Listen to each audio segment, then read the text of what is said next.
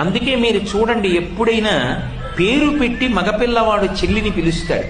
లక్ష్మి ఇలారా అంటాడు, వల్లి ఇలారా అంటాడు. చెల్లెలు సాధారణంగా అన్నయ్యని పేరు పెట్టి పిలవదు.